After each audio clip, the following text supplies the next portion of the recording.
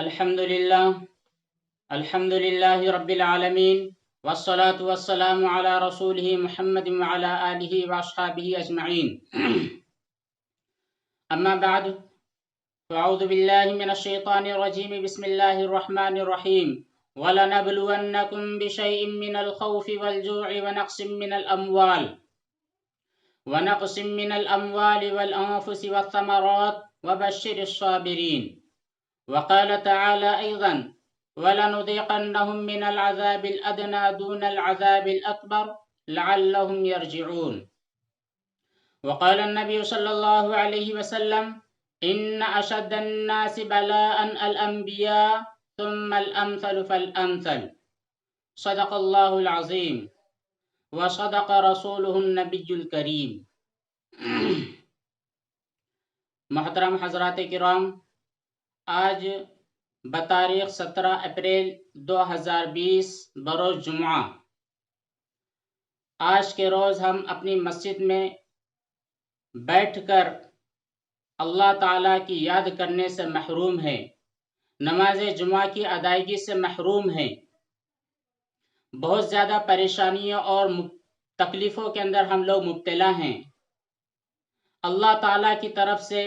نازل کردہ ان گنت پکڑ کے اندر ہم آ چکے ہیں۔ گویا کہ آج کے دور میں، آج کی تاریخ میں اس کائنات کا ہر ایک انسان کسی نہ کسی تکلیف، پریشانی، گھریلو ٹینشن، بیماری، جاب کی پریشانی یا کسی بھی اعتبار سے تنگی میں مبتلا ہے۔ دوستوں، یاد رکھیں، جس پریشانی اور جس مصیبت کے اندر انسان مبتلا ہے وہ دو قسموں کی پریشانیاں ہوا کرتی ہے۔ پہلی قسم کی پریشانی وہ ہوتی ہے جس کی وجہ سے اللہ رب العزت اپنے بندوں کی گناہوں کو معاف کرتا ہے، ان کے درجات کو بلند فرماتا ہے۔ اور دوسری قسم کی تکلیف وہ ہوتی ہے جو بندوں پر اللہ تعالیٰ نازل کرتے ہیں عذاب دینے کے لیے، ان کے گناہوں کی سزا کے لیے۔ آج ہم جن پریشانیوں کے اندر مبتلا ہے، ان پریشانیوں کے بارے میں ہم غور کر سکتے ہیں، اپنے حالات کے اندر دیکھ سکتے ہیں، اپنی زندگی کے اتار چڑھاؤ کے واقعات کے اوپر غور کر سکتے ہیں کہ آج جس بلا کے اندر ہم مبتلا ہے، جن پریشانیوں کے اندر ہم مبتلا ہے، مالی اعتبار سے تنگی کے شکار ہو چکے ہیں، ذہنی اعتبار سے ٹینشن میں مبتلا ہو چکے ہیں، جسمانی اعتبار سے صحت ہمارے پاس موجود نہیں ہے۔ اللہ کی طرف سے نازل کردہ یہ تکلیفیں ہمارے لیے رحمت کا باعث ہے یا ہمارے لیے زحمت ہے، اس کے اوپر ہم خود غور کر سکتے ہیں۔ اگر آج کی پریشانی میں کوئی انسان ایسا ہے جو اللہ رب العزت کی طرف دوڑ لگانے سے محروم ہو جائے، پہلے کوئی بندہ نماز ادا کیا کرتا تھا، اللہ تعالیٰ کا ذکر کیا کرتا تھا، توبہ و استغفار کا اہتمام کیا کرتا تھا، لیکن جیسے ہی آج کی پریشانی کے اندر انسان مبتلا ہو گیا، مبتلا ہوتے ہی وہ اللہ تعالیٰ کی ناشکری پر اتر آیا، اللہ تعالیٰ سے گلہ شکوہ کرنے لگ گیا کہ اللہ کیا ہوا، میں ہی پریشانی میں مبتلا کرنے کے لیے مل چکا تھا، میرا گھر، میرے محلے والے، میرے شہر والے، میرے ملک والے لوگ ہی پریشانی کے اندر مبتلا کرنے کے لیے آپ کو مل چکے تھے۔ اس طرح کی شکوہ شکایت اگر اللہ تعالیٰ سے کوئی بندہ کرتا ہے تو جان لیجئے کہ یہ جو بیماری ہے اس انسان کے اوپر، اس فرد کے اوپر جو اللہ کی طرف سے بیماری اتری ہے، یہ اس کے زحمت کے لیے ہے۔ لیکن اگر کوئی بندہ پہلے سے اللہ تعالیٰ کی عبادت کرتا تھا، اس بیماری میں، اس پریشانی میں مبتلا ہونے کی وجہ سے اس کی بندگی میں اضافہ ہو گیا، پہلے قرآن کریم کی تھوڑی تلاوت کرتا تھا لیکن آج کے پریشانی کے اندر زیادہ تلاوتوں کا اہتمام کرنے لگا، نوافل کا اہتمام کرنے لگا، صدقہ ادا کرنے لگا، اپنے صدقوں کے اندر اضافہ اس نے کر دیا، لوگوں کا بھرپور تعاون کرنے کے لیے وہ آگے آگے بڑھ کر کے لوگوں کے تعاون کرنے لگا۔ ان تمام چیزوں کی وجہ سے اللہ تعالیٰ کی طرف سے جو بیماری اور جو پریشانی اور جو تنگی، مال کی تنگی، صحت کی تنگی، حالات کی تنگی اس کے اوپر لاگو کی گئی ہے، اگر یہ صبر سے کام لیتا ہے، اللہ تعالیٰ کی طرف رجوع ہوتا ہے، توبہ و استغفار کا اہتمام کرتا ہے، تو جان لیجئے یہ وبا، یہ بیماری، یہ پریشانی اور یہ حالات جو مبتلا ہوئے ہے، یہ رحمت کا باعث ہے، اس کے درجات کے بلندی کا باعث ہے۔ اس کے اوپر اگر وہ صبر شکر سے کام کرتا ہے تو اللہ تبارک و تعالی آخرت میں اس کے درجات کو بلند فرمائیں گے۔ اب سوال یہ پیدا ہوتا ہے کہ اللہ تعالیٰ کی طرف سے جو پریشانیاں نازل ہوئی ہے ان لوگوں کے اوپر تو سمجھ میں آتا ہے جو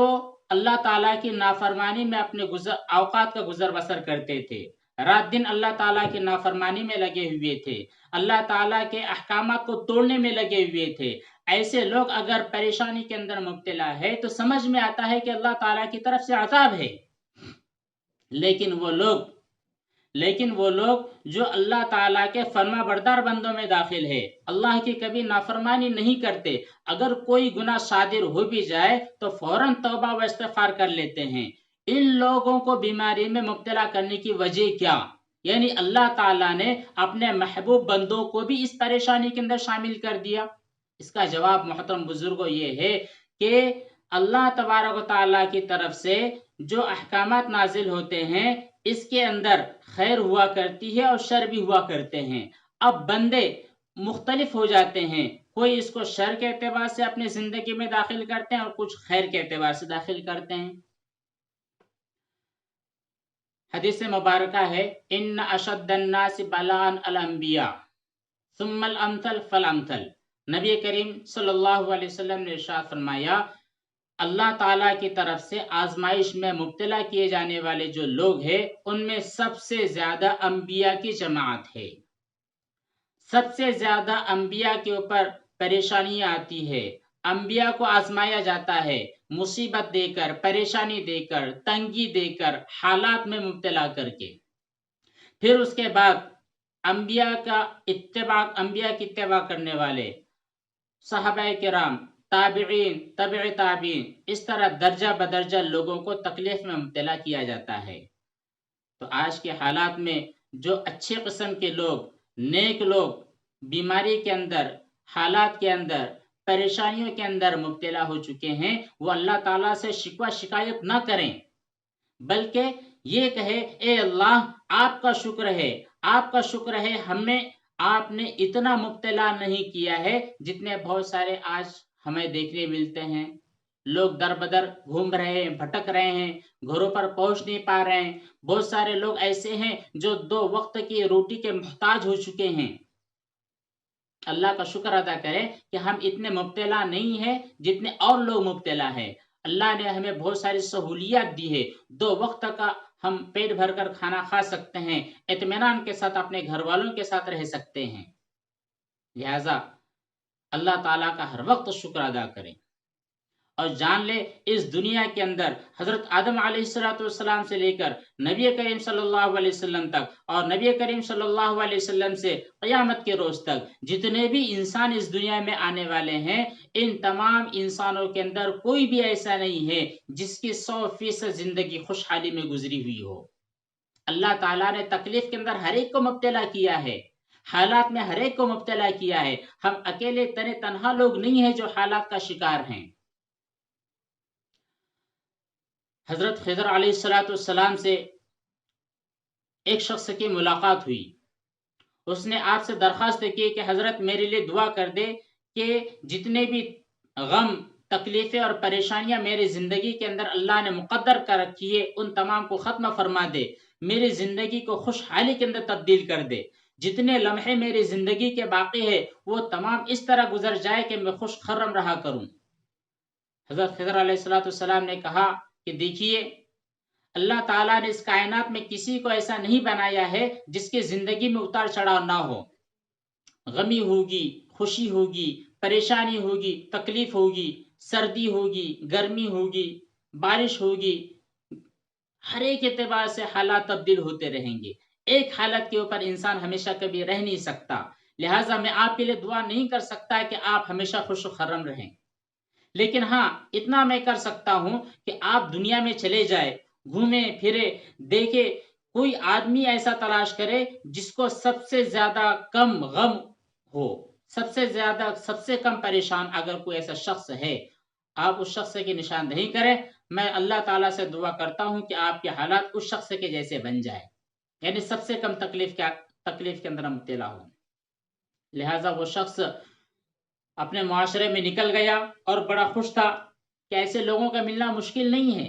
میری نظروں کے اندر بہت سارے لوگ ہیں جو بہت خوش و خرم اپنی زندگیوں کو گزار رہے ہیں. لہذا وہ شخص گھومنے لگا، پھرنے لگا، لوگوں کے حالات کو دیکھنے لگا، ان کی زندگیوں کے اتار چڑھاؤ کو دیکھنے لگا. کسی شخص کو دیکھتا کہ وہ بادشاہ بنا ہوا ہے اور یہ دیکھتا کہ بادشاہ تو بڑا خوش و خرم ہے، ہر قسم کے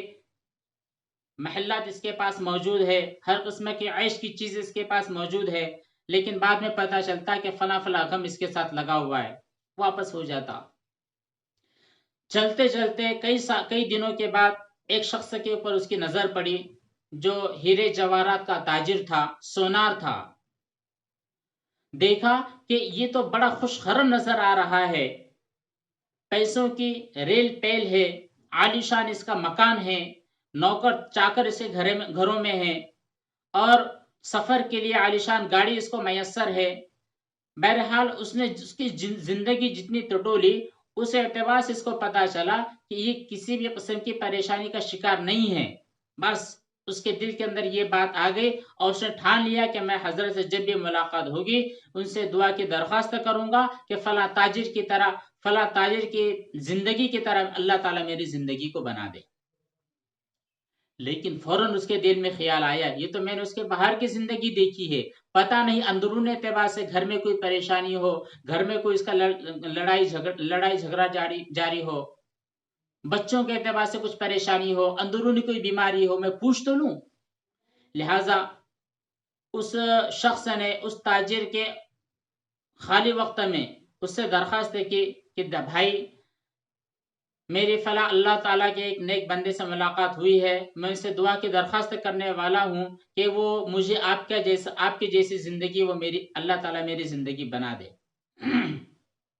لیکن اس کے پہلے میں آپ سے پوچھنا چاہتا ہوں کہ میں ظاہری اعتبار سے میں نے آپ کو جتنی زندگی دیکھی ہے، جتنی خوشحالی کے ساتھ آپ گزر بسر کر رہے ہو، بس یہی آپ کا ہے یا بیک گراؤنڈ میں بھی کچھ ہے، پیچھے بھی کچھ ہے جس کے اندر پریشانی ہو، بیماری ہو، تکلیف ہو، ذہنی الجھن ہو، ذہنی ٹینشن ہو؟ اس تاجر نے اس شخص کو تنہائی میں لے کر گیا اور جانے کے بعد کہنے لگا بھائی اس دنیا کے اندر جتنے بھی لوگ غمگین ہیں، پریشان ہیں، اجڑے ہوئے ہیں، ان تمام لوگوں کی اگر گنتی کی جائے، ان لوگوں کو پوزیشن دی جائے تو میری سب سے اول پوزیشن ہوگی. یہ تو ہکا بکا رہ گیا. کیسے؟ کہنے لگا دراصل جو میرے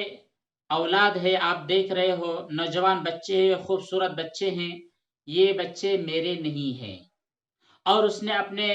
گھر والی کے چند ایسے واقعات سنائے جس کی وجہ سے یہ بندہ سمجھ گیا کہ اس کے جو گھر والے لوگ ہیں ان کی چال چلن ٹھیک نہیں ہے. لہذا وہ بندہ سر پکڑ کر بیٹھ گیا اور کہنے لگا واہ اتنا خوشحال آدمی اور وہ بھی ایسے غم اور پریشانی کے اندر مبتلا ہے. لہذا وہ آدمی مایوس ہو گیا اور اس نے اپنے دل کے اندر سمجھ لیا کہ حضرت نے جس طرح فرمایا تھا کہ اس کائنات میں بغیر غم کے، بغیر پریشانی کے ہمیشہ خوشحال رہنے والا کوئی بندہ نہیں ہے. لہذا وہ خاموش بیٹھ گیا، اپنی ضد سے پیچھے ہٹ گیا اور اللہ تعالیٰ نے جس حال میں اس کو رکھا تھا اسی پر شکر ادا کرنے لگا.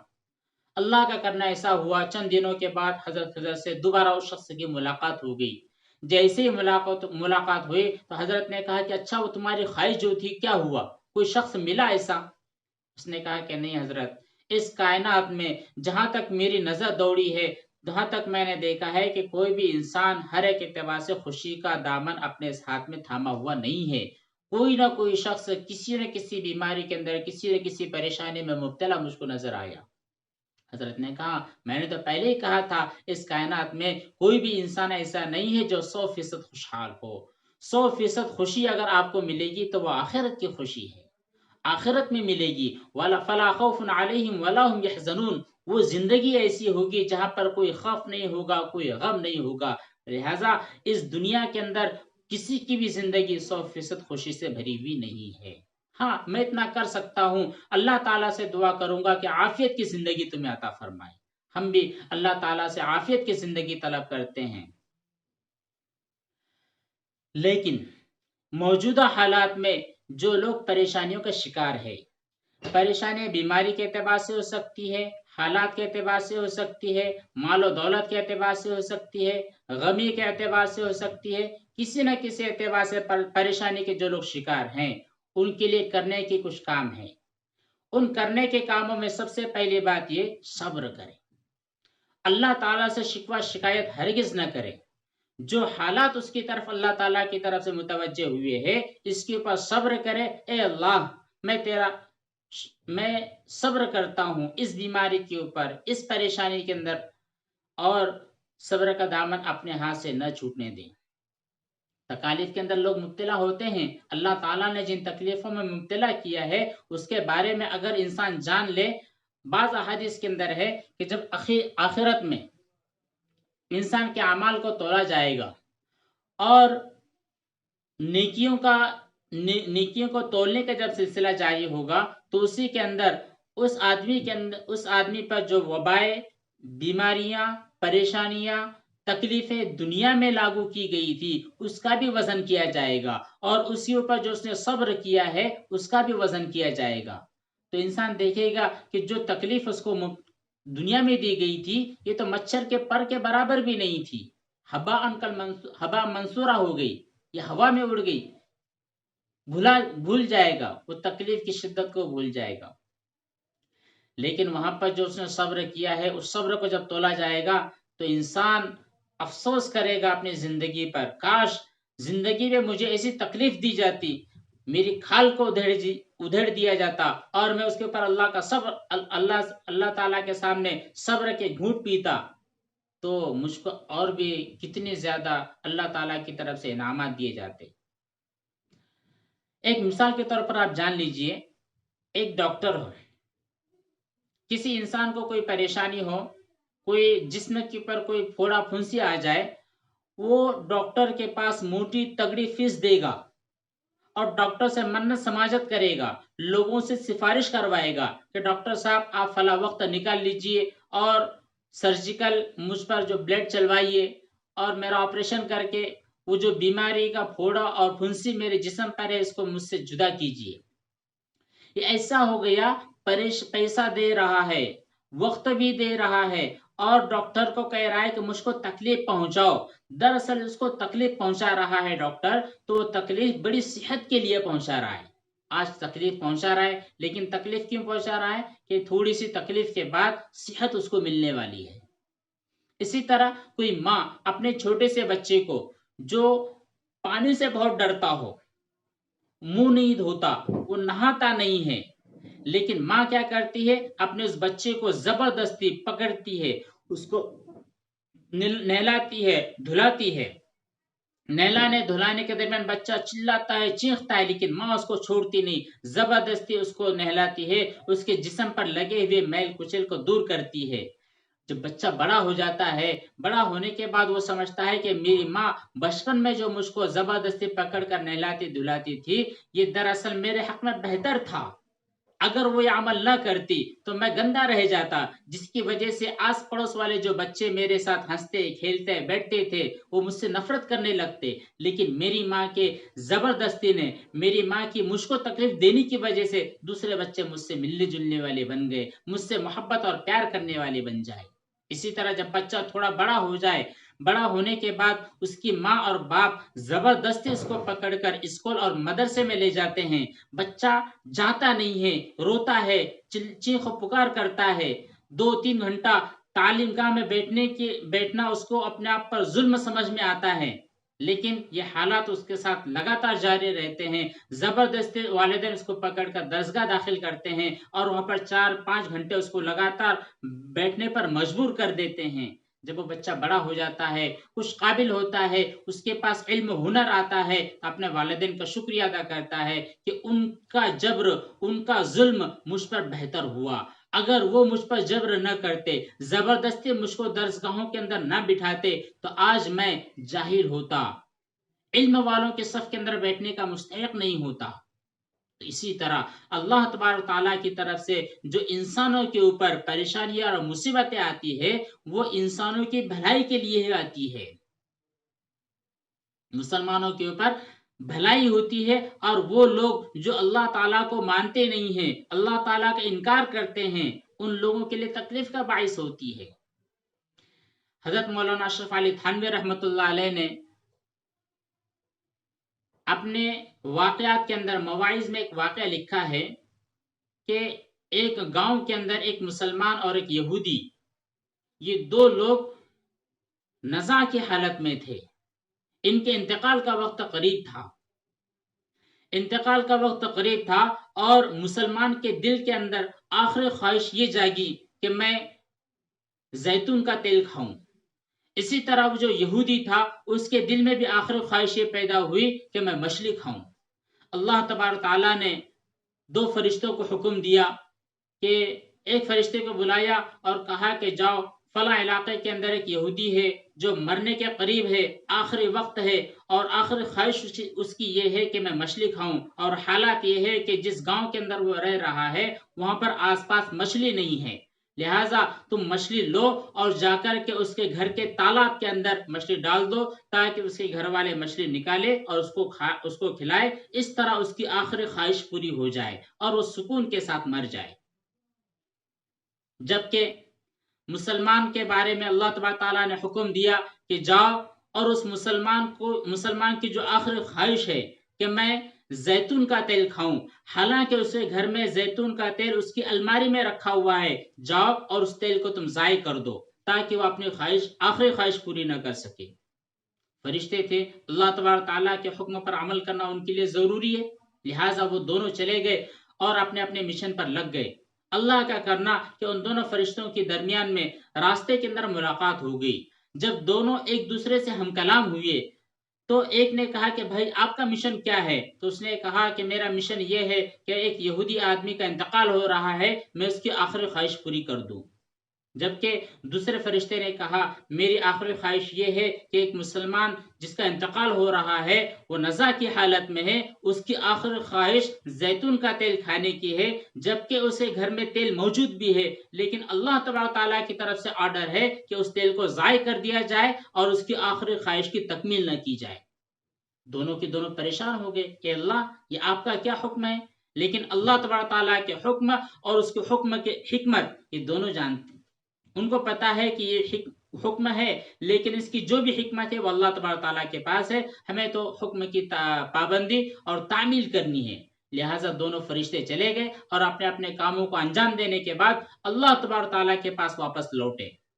واپس لوٹ کر دونوں فرشتوں نے اللہ کے بارگاہ میں عرض کیا، اے اللہ آپ کے حکم کی تعمیل ہم نے کر دی، لیکن اس کی جو حکمت تھی وہ حکمت ہمیں سمجھ میں نہیں آئی، بتلائیے جو ایک گنہگار بندہ تھا آپ نے اس کی آخری خواہش کو مکمل کر دیا، جو بندہ مسلمان تھا آپ کے حکم کی تابعداری کرتا تھا، ہمیشہ آپ کے سامنے آہو گریا کرتا تھا، آہو زاری کے اندر اپنے راتوں کو رکھتا تھا، تہجد گزار تھا، نیک بندہ تھا، ذکر و اذکار کیا کرتا تھا، توبہ و استغفار بھی کیا کرتا تھا، لیکن آپ نے آخری خواہش اس کی پوری نہیں کی، اس کی حکمت کیا ہے ہمیں بتلا دے۔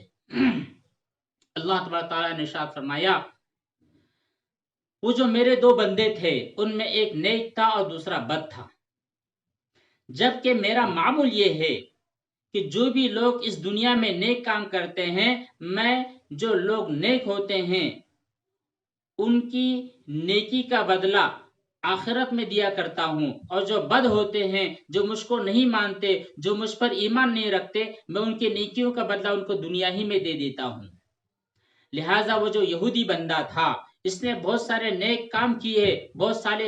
سارے فلاحی اور رفاہی کاموں کے اندر یہ پیش رہا کرتا تھا، غریبوں کو کھانا کھلانا ہو، کپڑے پہنانا ہو، مسافروں کو ان کے مقام تک پہنچانا ہو، یا جتنے بھی سوشل کام ہوا کرتے تھے ان کے اندر یہ بہت لگا رہتا تھا۔ اسی اعتبار سے میں نے اس کے جتنے بھی نیک کام تھے ان نیک کاموں کا صلہ اس کو دنیا میں دے دیا، ہر ایک اعتبار سے عیش و عشرت اس کو دے دیے، بہترین گھر اس کو دے دیا، بہترین گاڑیاں سفر کے لیے اس کو مہیا کروا دی، اس کو عزتیں دے دی،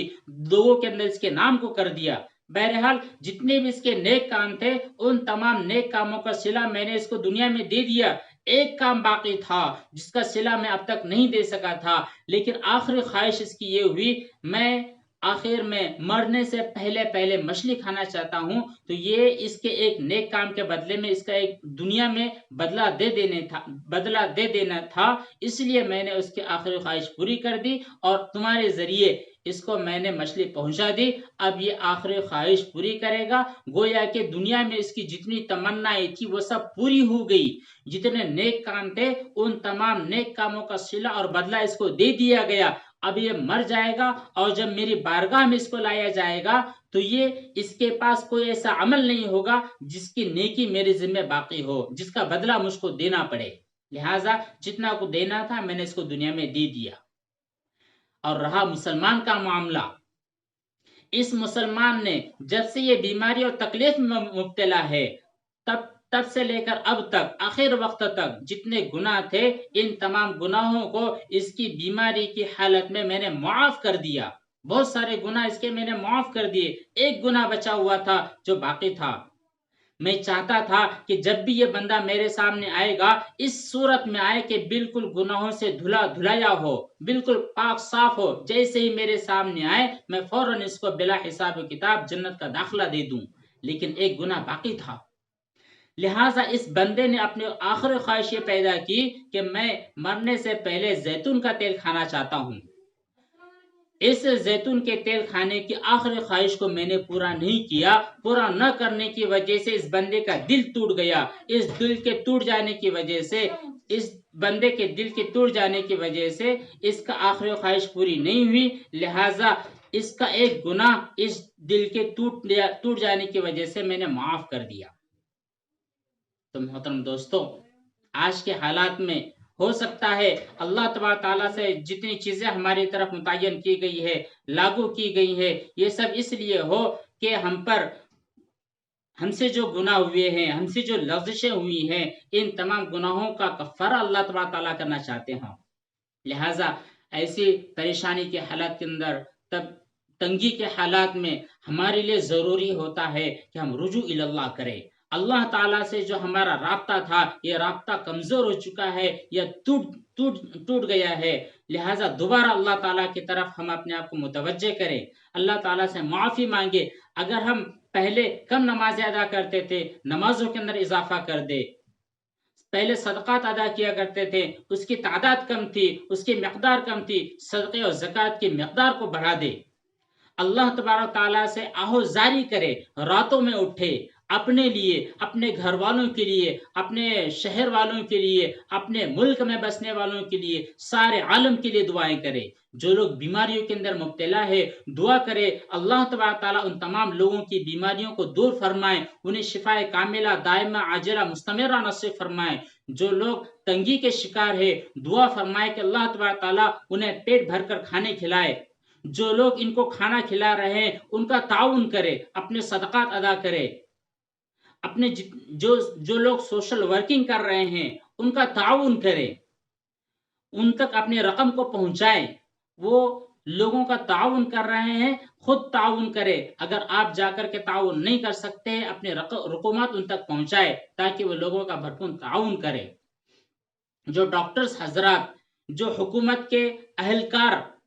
لوگوں کی صحت کے لیے لگے ہوئے ہیں دعا فرمائے کہ اللہ تبارک تعالیٰ ان کی حفاظت فرمائے، اللہ تعالیٰ ان کی عمروں کے اندر برکت عطا فرمائے، اللہ تعالیٰ ان کی ہر جانب سے حفاظت فرمائے۔ اس ملک کی حفاظت کے لیے، اس عالم کی حفاظت کے لیے علماء کرام اہل اللہ جو رات دن دعاؤں کے اندر مصروف ہے دعا فرمائے کہ اللہ تبارک تعالیٰ ان کی دعاؤں کے اندر ہمیں شریک فرمائے، اللہ تعالیٰ ان تمام لوگوں کی عمروں کے اندر برکت عطا فرمائے، تمام مدارس کی حفاظت فرمائے، مکاتب کی حفاظت فرمائے، خانقاہوں کی حفاظت فرمائے، مساجد کی حفاظت فرمائے، مساجد کو آباد کرنے کے فیصلے فرمائے۔ رمضان المبارک کا جو مبارک مہینہ ہمارے سامنے آ رہا ہے، آہوزاری کرے، اللہ تعالیٰ کے سامنے گڑ گڑائے کہ اللہ ہماری بہت خواہش ہے ہم رمضان آپ مسجدوں میں ادا کریں، ہم تراویح مساجد میں ادا کرنا چاہتے ہیں، اے اللہ ایسے اسباب پیدا فرما دیجئے کہ ہم رمضان مساجد کو ہم اپنی نمازوں سے آباد کر سکے، اپنے پیشانی کے سجدوں سے آباد کر سکے، اپنے روزہ و افطار کے مبارک لمحوں سے مساجد کو آباد کر سکے، اعتکاف سے آباد کر سکے۔ اسی کے ساتھ ساتھ آج کے اس مختصر بات کو ختم کرتا ہوں۔ اللہ تبارک تعالیٰ سے دعا ہے کہ جو باتیں کہی گئی ہے ان تمام باتوں پر ہمیں عمل کرنے کی توفیق عطا فرمائے۔ وآخر دعوانا ان الحمد للہ رب العالمین، والسلام علیکم ورحمۃ اللہ وبرکاتہ۔ آج چلنے سے